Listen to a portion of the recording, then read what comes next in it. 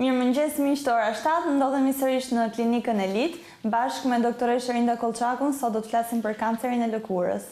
Përshëndetje, doktoresh. Përshëndetje. Sot do të flasim për kancerin e lëkurës. A mund na flasësh më konkretisht çfarë është kanceri i lëkurës? Atëherë, kanceri i lëkurës është një rritje e qelizave të lëkurës në mënyrë të pakontrolluar, duke krijuar një lloj ndryshimi në strukturën e lëkurës. Nxitësit e këtij procesi janë rrezatimi ultraviolet, i cili dëmton lëkurën, janë proceset kur lëkura invadohet nga viruset, si human papilloma virus, dhe ndryshon pikërisht lëkurën në formë inflamatore, janë radiacion ionizues, ka pacientë të cilët pas terapive onkologjike ju ndodh që të bëjnë një radiacion në zonën ku duhet të punohet për arsye onkoterapie, dhe kjo shkakton nga ana tjetër një risk për një kancer lëkure në atë zonë. Dhe gjithashtu është triggerues është dhe imunodeficienca, ku cilësohet virusi imunodeficiencës ai që krijon më shumë problemet duke ulur imunitetin dhe duke krijuar përsëri karcinomat kutane. Si mund të dallojmë që jemi të prekur nga kanceri i lëkurës? Atëherë, çdo ndryshim në lëkurë është një lezion më vete. Duhet të shikojmë këtë lloj ndryshimi që na ndodh tek mjeku dermatolog. Dhe çdo lloj ndryshimi që nuk kurohet dhe nuk mjekohet më shumë se një muaj, ka gjithmonë një tendencë për të konsideruar kancer i lëkurës nga popullata e gjerë. Pastaj format e lezioneve në lëkurë janë forma të cilat ndiqen dhe kontrollohen nga mjeku dhe shikohen në një formë akoma më në dinamik për të parë se si ndryshon një lezion i përcaktuar.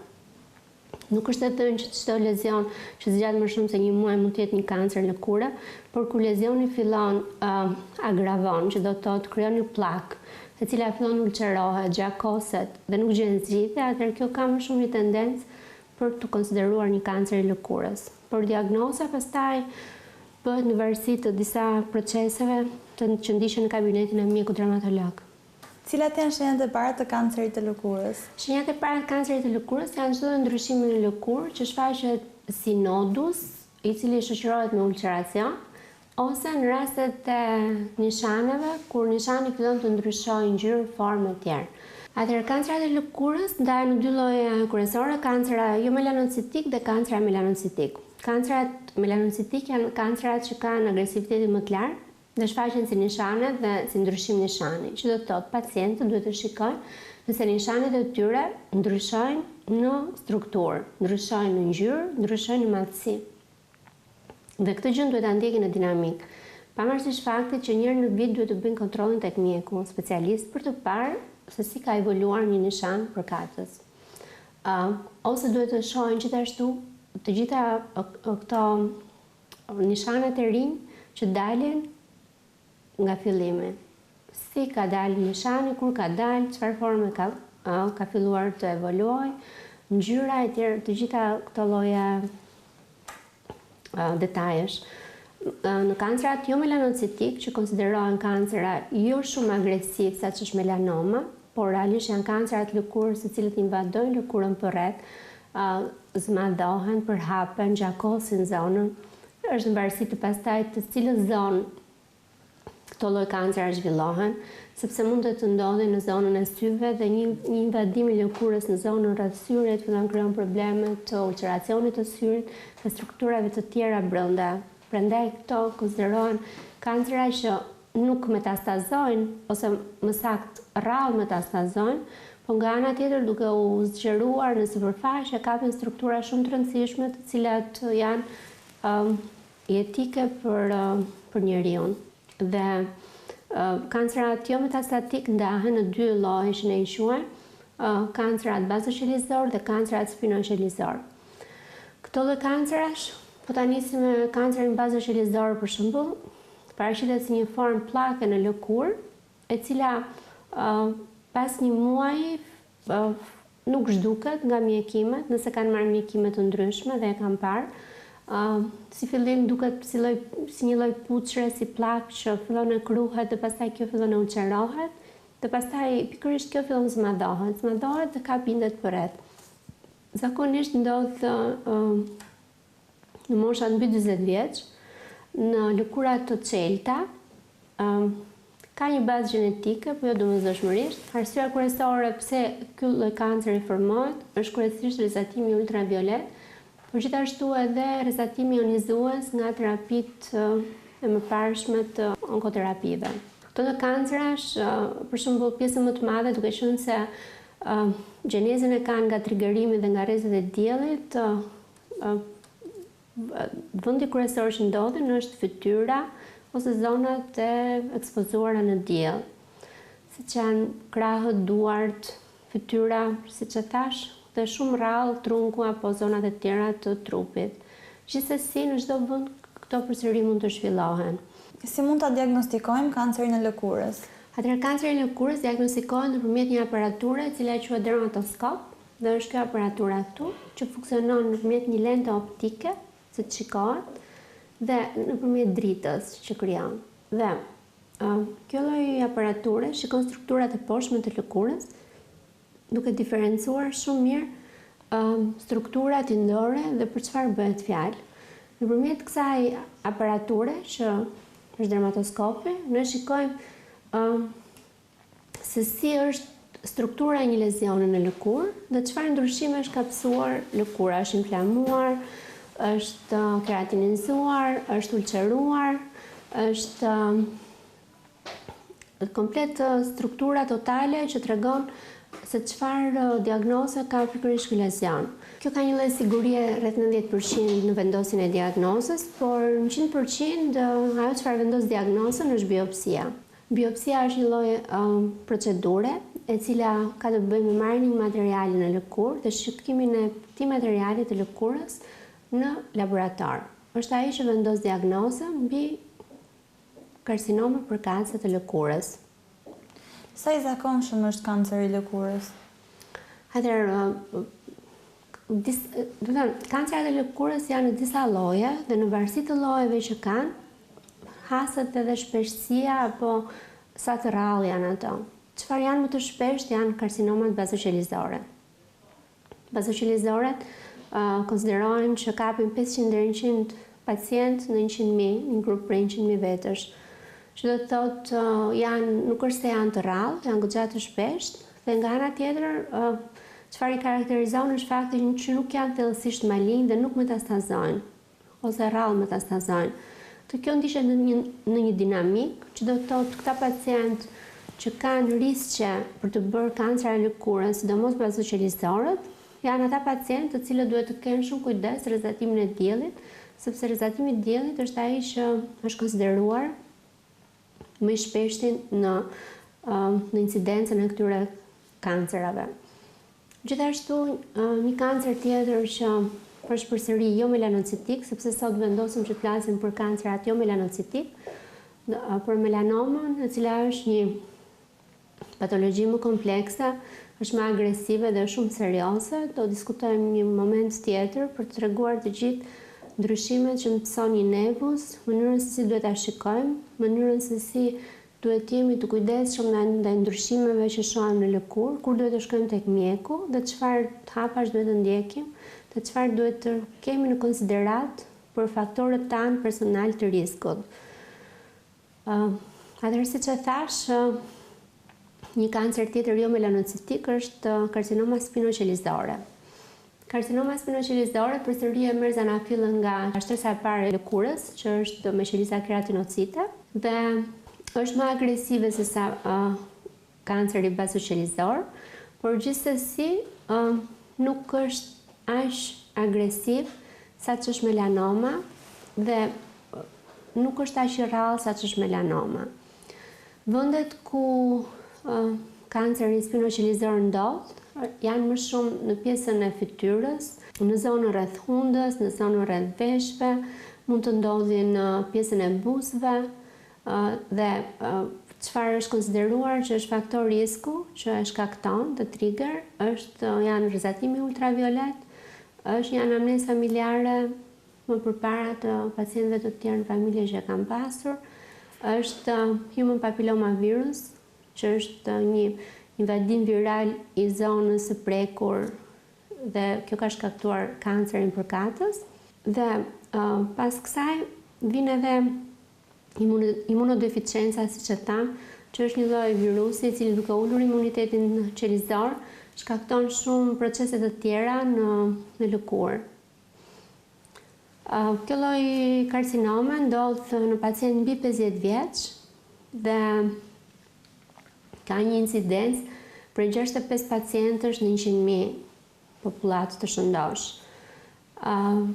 Përsëri diagnoza vendoset me dermatoskopinë që tham, është dermatoskopia që shikon një plak të zbardhur në lëkurë ose një nodus në lëkurë, i cili me kalimin e kohës nuk fillon përmirësohet, por dhe ky fillon ulcerohet apo keratinizohet, krijon disa si skuama të bardha. Dhe kjo është ajo që shqetëson pacientët, por në fazat e ulceracionit pastaj është një fazë më avancuar e kancerit përkatës. Dhe ky përsëri si bazë qelizori invadon lëkurën përreth. Dhe diagnoza vendoset gjithashtu me dermatoskopinë dhe biopsinë. Këto janë dy kancera që unë më vonë do t'i ilustroj pak dhe me foto, që njerëzit të kuptojnë pak edhe kush është ndryshimi mes njëri tjetrit dhe të kuptojnë që kush është forma tipike apo atipike e një kanceri të lëkurës, që secili nga ne duhet i kushtoj kujdes për t'u trajtuar ose për t'u drejtuar tek mjeku dhe për të parë vijimin e kësaj situate. Cilët janë të rrezikuar për të prekur nga kanceri i lëkurës? Siç e tham, njerëzit që kanë një ekspozim të pakontrolluar në diell, lëkurat e bardha. Janë pacientët të cilët kanë një anamnezë familjare në familje që dikush ka krijuar një kancer të lëkurës. Janë pacientët me imunodeficiencë, që mund të jenë pacientët të prekur nga HIV ose me imunodeficiencë nga arsye të tjera, nga përdorimi i kortikosteroidëve në mënyrë të zgjatur, imunosupresorëve, nga përdorimi i preparateve të tjera dhe tek pacient diabetik që kanë një imunitet të ulur, dhe kanë gjithashtu faktorët e tjerë të riskut që ekspozohen në diell dhe nuk kontrollojnë oraret e ekspozimit dhe nuk vendosin kremin mbrojtës, secili duhet vendosi krem mbrojtës. Në lëkurat e errta nuk është se ndodh shumë shpesh kanceri i lëkurës jo melanocitar, por nuk është se nuk ndodh asnjëherë, por ka më pak incidencë në raport me lëkurat e qelta. Doktoresh, cilat pjesë të lëkurës janë më të rrezikuara për të prekur nga kanceri?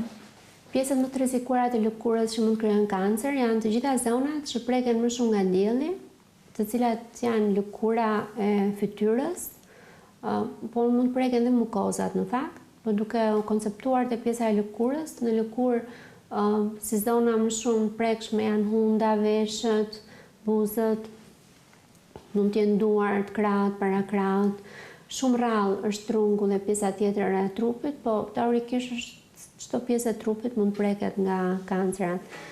Flasim në këtë formë më shumë për kancerat jo melanocitik, për cilën është tema që po flasim sot, sepse melanomat janë një patologji më vete, dhe nuk është se është e thënë që domosdoshmërisht triggerohen vetëm nga fakti i diellit edhe nga ekspozimi që ka në diell. Gjithashtu, duke qenë se kancerat në lëkurë ndodhin dhe nga rrezatimi ionizues, si pasojë e rrezatimeve të ndryshme në onkoterapi, në zonën e përcaktuar që mundet mos jetë fare një zonë që ne ekspozojmë në diell, përsëri është një vend probabil për të zhvilluar kjo lloj karcinome. Kështu që plus zonat e tjera të cilat janë të invaduara nga human papilloma virus, që është një virus tjetër që i shkakton, edhe këto janë zona ku mundet të shkaktohet një karcinomë vete, po teorikisht dhe parimisht është fytyra, krahët, parakrahët, ato që hasen më shpesh. Si mund ta kurojmë kancerin e lëkurës? Në varësi të diagnozës, kanceri i lëkurës është një formë metastatike që krijon metastaza apo nuk krijon metastaza. Dhe mbi këtë bazë, mbi faktin sa agresiv është kanceri i lëkurës, merret dhe gjykimi për terapinë. Zakonisht, në pjesën më të madhe të rasteve, kancerat e lëkurës trajtohen me kirurgji dhe biopsi, që do të thotë, hiqet komplet zona e dëmtuar e kancerit në kufin të shëndosh, Dhe kjo dërgohet për një ekzaminim në biopsi dhe nëse është bërë një ekzaminim preoperacional në biopsi, që do të thotë, është marrë një biopsi para operacionit dhe cila ka vendosur diagnozën dhe pastaj kirurgu është më i saktë dhe më i qartë për të bërë ekzicionin, heqjen e këtij lezioni. Në këtë formë, kirurgjia dhe biopsia është ajo që trajtojnë kancerin e lëkurës. Ka disa raste që përveç kirurgjisë, ku kirurgjia mund të jetë shumë e rrezikshme, në të cilat karcinoma, sidomos në zonën rreth syrit apo në zona të rëndësishme të tjera, mund të trajtohen nëpërmjet rrezatimit ionizues. Në këtë formë, rrezatimi ionizues detekton vetëm zonën ku është dëmtuar dhe ka kancer të lëkurës dhe e shpërbën qelizën atipike kanceroze. Gjithashtu ka dhe preparate që e trajtojnë nëse ky kancer nuk është metastatik dhe është benign.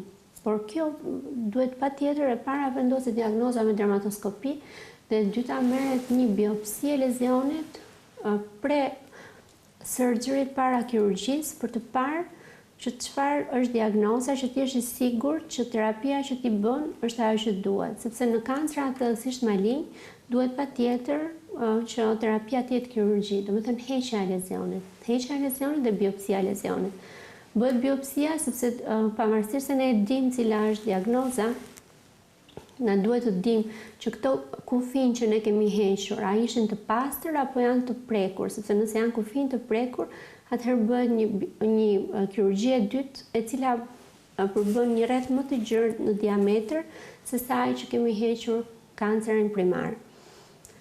Dhe përsëri bëhet biopsi. Dhe kjo është një mënyrë për të qenë të sigurt që nuk do kemi remisione, nuk do kemi përsëritje të këtij kanceri në të njëjtin vend apo metastatim po të këtij kanceri. Në varësi të asaj diagnoze që ne marrim nga biopsia, përsëri jemi para situatave nëse një kancer kur hiqet është e nevojshme dhe është i ndjeshëm ndaj kimioterapisë dhe radiacionit përsëri apo mbetet me aq. Do të thënë, kjo është në varësi të çfarë përgjigje na jep në biopsia për kancerin që hoqëm. Por parimisht kalohet nga radioterapia te kirurgjia apo tek preparatet e tjera që kanë të bëjnë me shpërbërjen e këtij kanceri. Çfarë pasojash sjell moskurimi i kancerit të lëkurës? Atëherë kanceri i lëkurës është një kancer i cili edhe sikur të jetë benign i invadon indet përreth. Do të thënë po marrim rastin më të mirë, që ky është një kancer benign i cili nëse nuk e trajtojmë në kohën e dur dhe nëse nuk shkojmë tek mjeku, invadon indet përreth. Që do të thotë, nëse tani është i vogël, ka tendencë të zgjerohet, të zmadhohet, dhe nëse është benign, shumë rrallë jep metastaza, por nuk thuhet që nuk jep kurrë metastaza. Kurse në rastet që një kancer është malign i lëkurës, atëherë ajo çfarë ne rrezikojmë është që kancer të metastatojë në organet e brendshme. Dhe fakti që ky metastaton në organet e brendshme është diçka që rrit agresivitetin e këtij kanceri dhe nga ana tjetër ul cilësinë e jetës pacientëve deri kur të ketë një kohë më të shkurtër të jetës që mund të bëjnë pacientët pikërisht nga fakti që kanë një kancer metastatik. Do të thënë, praktikisht është jetë rrezikues. Nëse ne nuk e ndjekim një kancer tek mjeku dermatolog. Do të kalon nga fakti i invadimit, kalon metastaza dhe pastaj duke futur në lë metastazën dhe rrjetin limfatik apo rrjetin e gjakut, pastaj ajo fillon zgjerohet, smadhohet dhe kështu na rrezikon shëndetin, na rrezikon jetën praktikisht. Dhe së fundmi, doktoresha, mund të jepni disa këshilla për mbrojtjen apo parandalimin e kancerit të lëkurës? Atëherë, këshillat që jepen gjithmonë për kancerin e lëkurës është fakti që e para pacientët duhet të mbrohen nga dielli.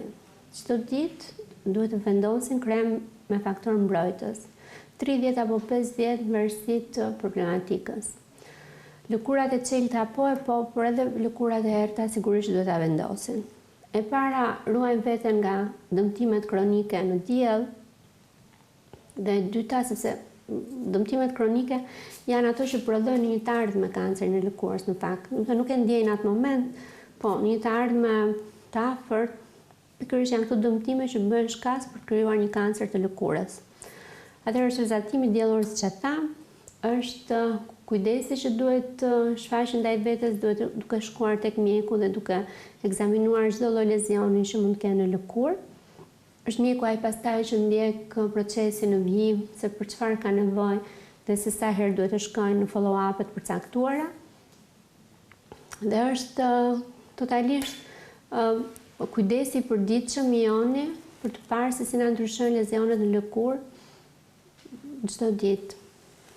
Shumë faleminderit doktoresh për gjitha këto informacione dhe këshillat të vlefshme që ju na dha. Faleminderit juve.